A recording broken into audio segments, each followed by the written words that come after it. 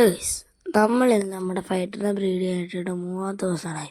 ഇന്ന് നോക്കിയപ്പോൾ ഗൈസ് നമ്മുടെ മെയിൽ ഫൈറ്റർ നല്ലോണം തീർത്ത് ബബിളൊക്കെ ഇട്ടിട്ടുണ്ട് ഗൈസ്. അതുകൊണ്ട് ഗൈസ് നമ്മൾ നമ്മുടെ ഫീമെയിൽ ഫൈറ്ററിനെ ഇറക്കി വിടാൻ പോവാണ് ഗൈസ്. അങ്ങനെ ഗൈസ് നമ്മളതിനെ ഇറക്കി വിട്ടിട്ടുണ്ട് ഗൈസ്.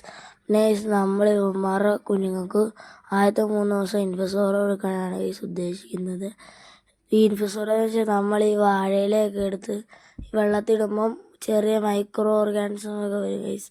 അതുപോലുള്ള ഒരു സാധനമാണ് ഗൈസ് നമ്മുടെ ഈ ഇൻഫസോറിയ. ഇത് നമ്മുടെ മീൻകുഞ്ഞുങ്ങൾക്ക് നല്ലതാണ് ഗൈസ്. അപ്പോൾ ഗൈസ് അത് ചെയ്യാൻ വേണ്ടി നമ്മൾ കുറച്ച് വാഴയില എടുത്തിട്ടുണ്ട് ഗൈസ്.